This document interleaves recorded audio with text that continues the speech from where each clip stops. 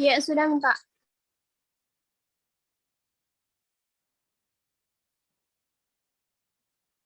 Ya, baik. Bismillahirrahmanirrahim.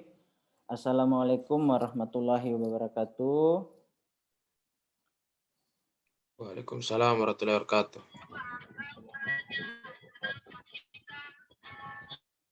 Alhamdulillahirrabbilalamin. Wassalatu wassalamu ala asrafil anbiya'i mursalin. Asyhadu an la ilaha illallah wa asyhadu anna Muhammadan abduhu wa rasuluhu amma ba'd.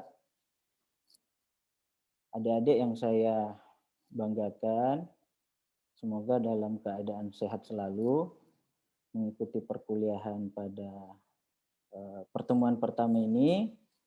Dan sebelum saya masuk kepada proses pengenalan materi, terlebih dahulu saya ingin memaparkan sasaran pengajaran kita sekaitan dengan mata kuliah filsafat hukum di semester yang sedang berjalan ini ya.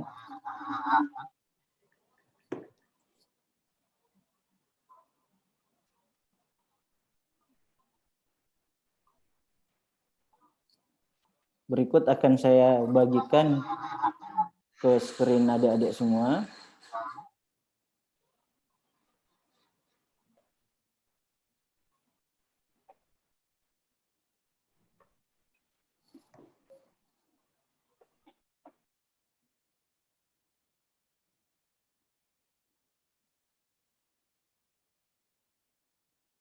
Gimana? Sudah tampil di layar adik-adik semua? Sudah, Pak. Yang tampil materinya atau RPS-nya?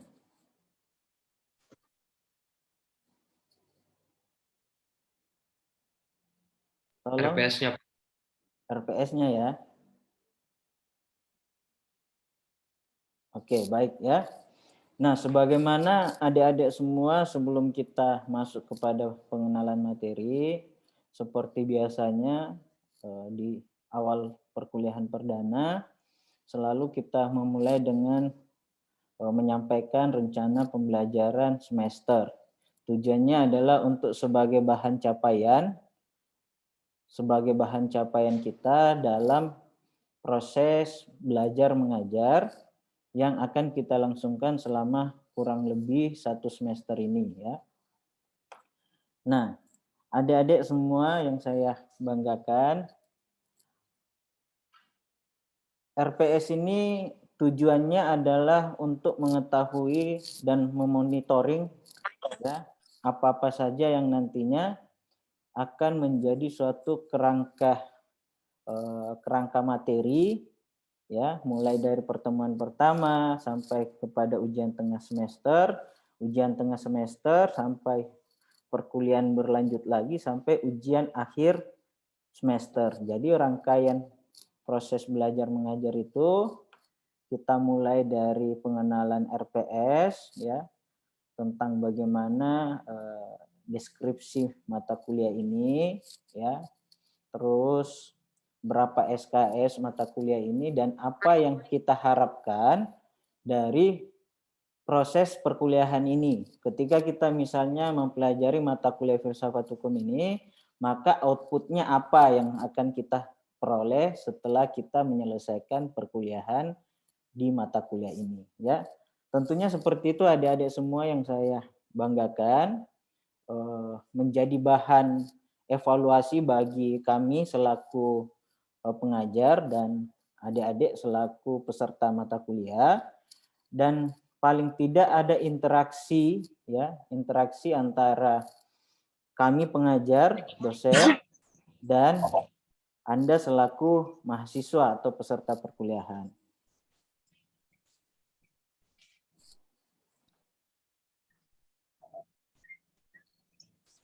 Nah, sebagaimana yang tampil di layar adik-adik semua, di situ ada capaian pembelajaran lulusan ya. Tolong yang masih aktif mic-nya untuk dimatikan dulu.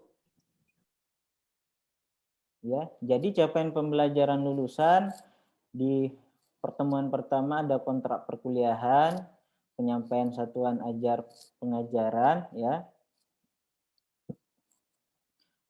yang dimana telah terkualifikasi masing-masing memiliki bobot tersendiri ya. Lalu di minggu kedua ada pembahasan tentang sejarah perkembangan dari filsafat hukum itu ya, yang mungkin kita alokasikan waktu kurang lebih 100 menit ya.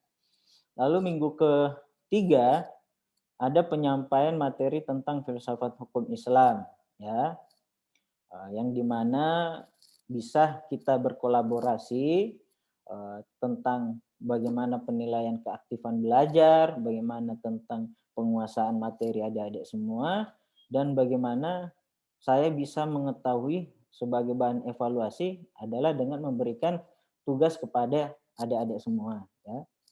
Lalu minggu keempat ada tentang pengertian hakikat hukum itu sendiri ya. Yang kelima ada aliran hukum ya, aliran hukum. Sorry. Agak cepat slide-nya ya.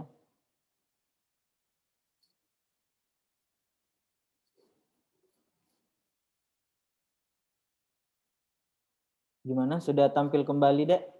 Di layar adik-adik semua?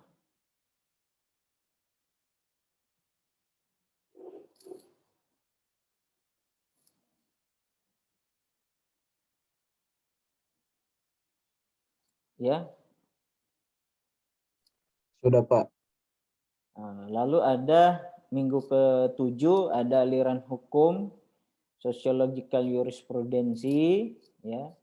Ke-8 aliran hukum, realisme hukum, pragmatical legal realism, dan akan dilanjut lagi pada proses mengetahui sampai di mana tingkat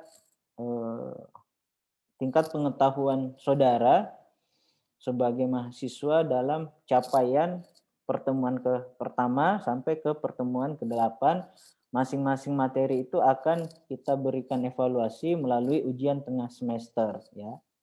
Sebagaimana bobot penilaiannya adalah 25%.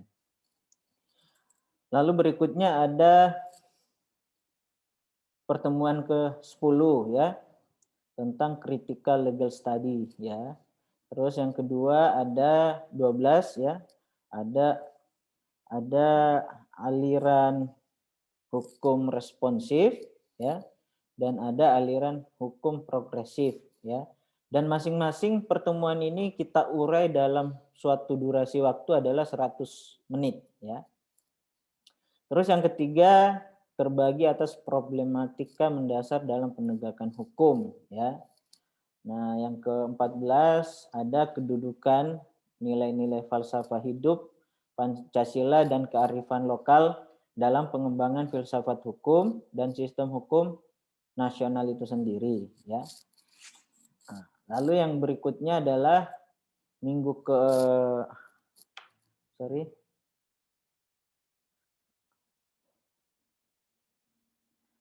pertemuan ke-15 akan dilanjutkan dengan materi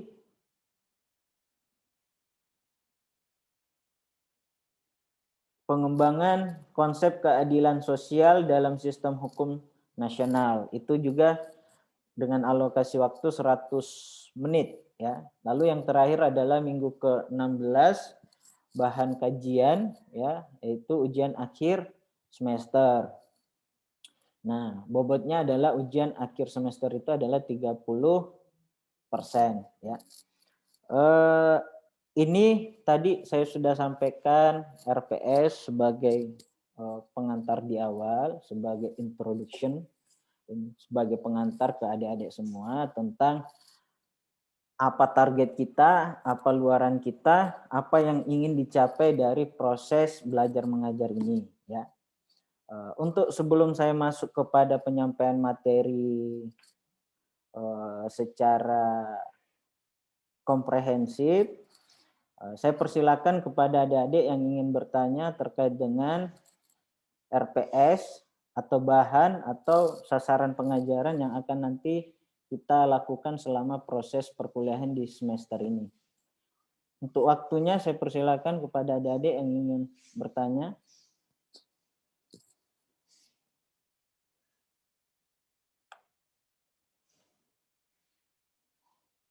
Andi Rini, ada pertanyaan?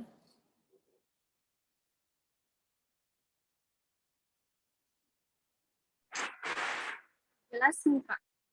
Sudah jelas ya apa yang saya paparkan tadi. Dimas Dwi, ada pertanyaan?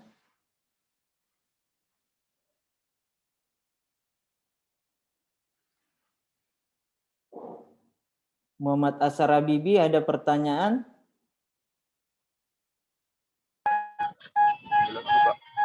Oke, baik ya. Saya masuk kepada penyampaian materi filsafat hukum yang pertama ya.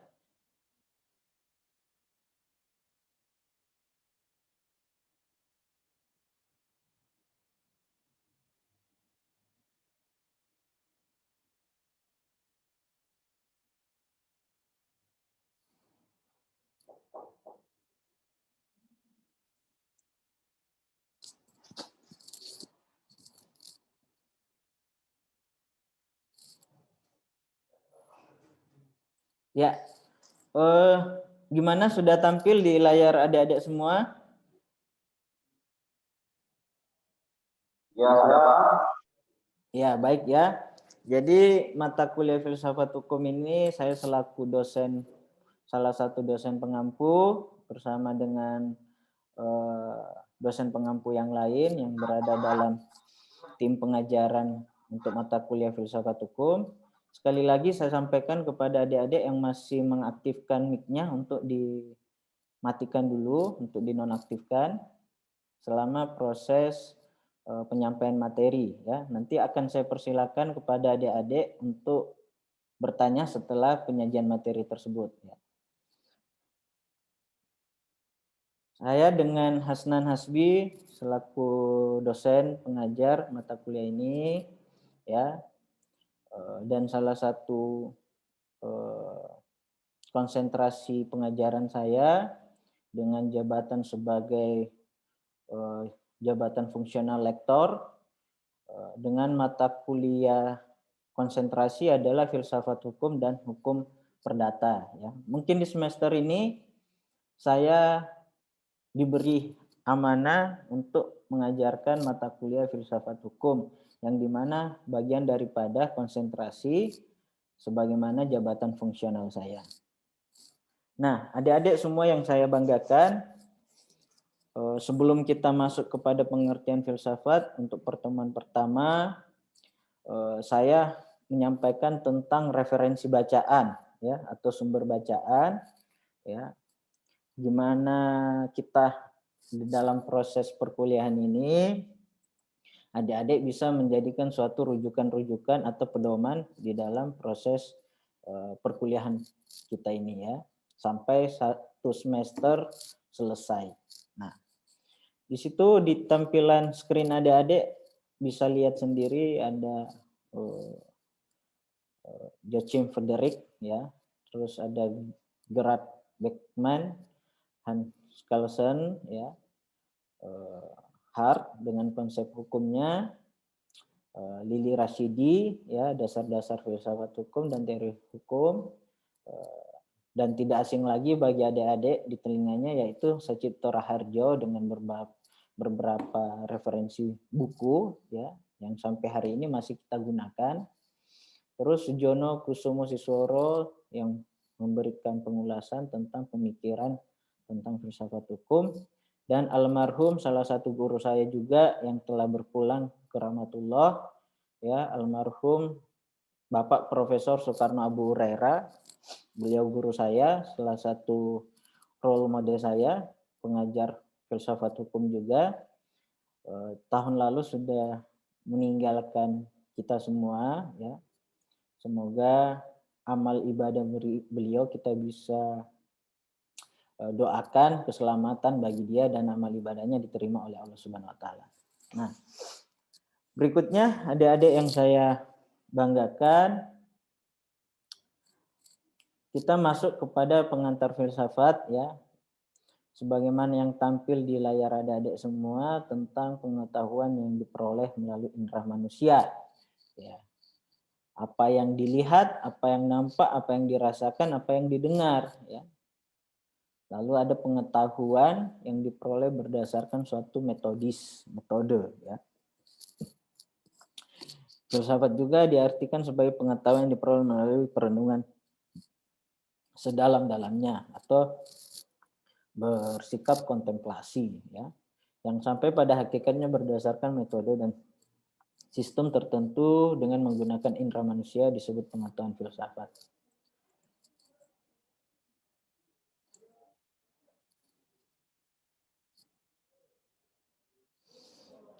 Terus filsafat datang sebelum dan sesudah ilmu.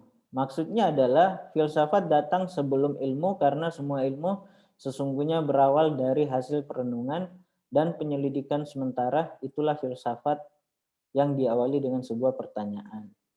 Lalu filsafat datang sesudah ilmu karena semua ilmu, ya, menghadapi sebuah pertanyaan-pertanyaan yang melewati batas-batas spesialisasi manusia, ya, yang ditampung dalam suatu pertanyaan dan akan dijawab juga dengan cara-cara yang komprehensif, metodis, dan ilmiah.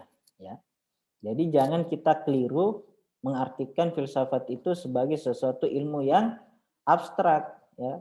Tetapi sebenarnya filsafat itu adalah proses cara kita bagaimana mengetahui suatu ilmu pengetahuan itu dengan cara yang melakukan perenungan yang mendalam.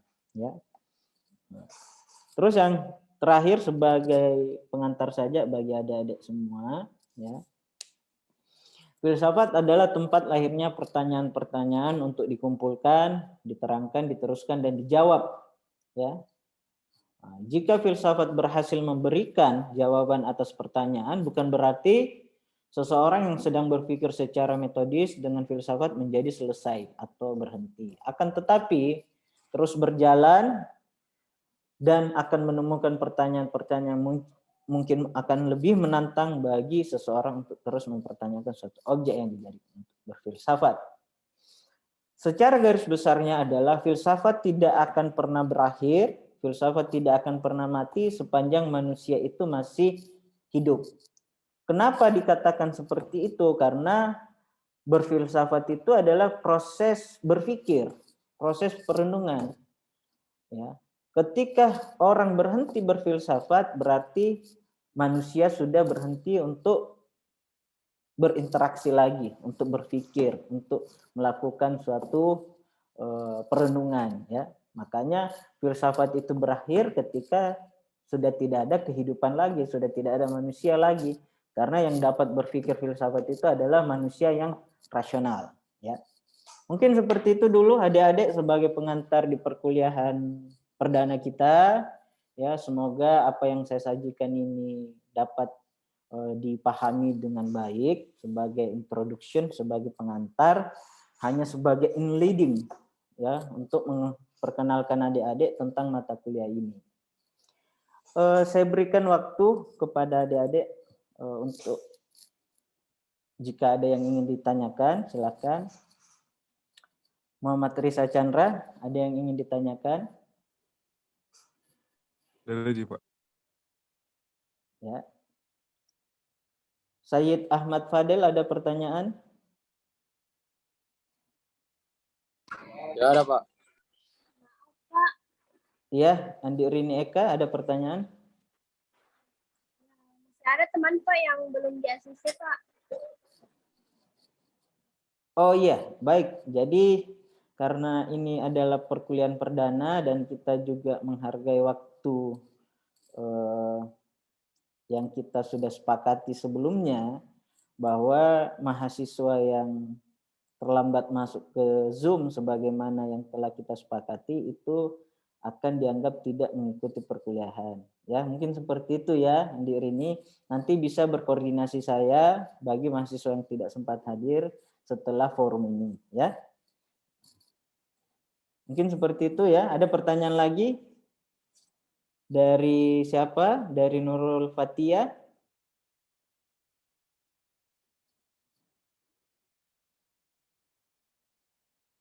Ada pertanyaan? Enggak, Pak.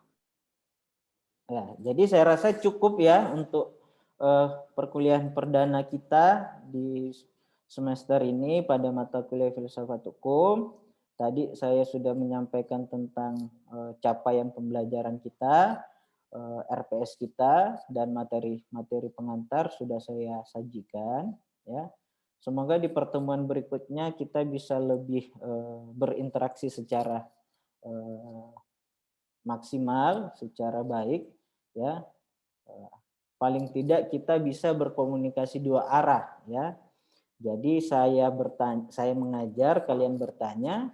Sebaliknya juga apa yang kalian sudah pelajari, saya dapat bertanya kepada kalian sejauh mana pengetahuan kalian tentang mata kuliah yang saya ajarkan. Jadi proses evaluasi dalam setiap perkuliahan itu akan kita lakukan sebagai bahan untuk mengetahui sampai di mana capaian perkuliahan kita. Ya, mungkin seperti itu adik-adik semua yang saya banggakan. Terima kasih atas waktu yang telah Anda masuk ke dalam forum perkuliahan ini dengan tepat waktu ya.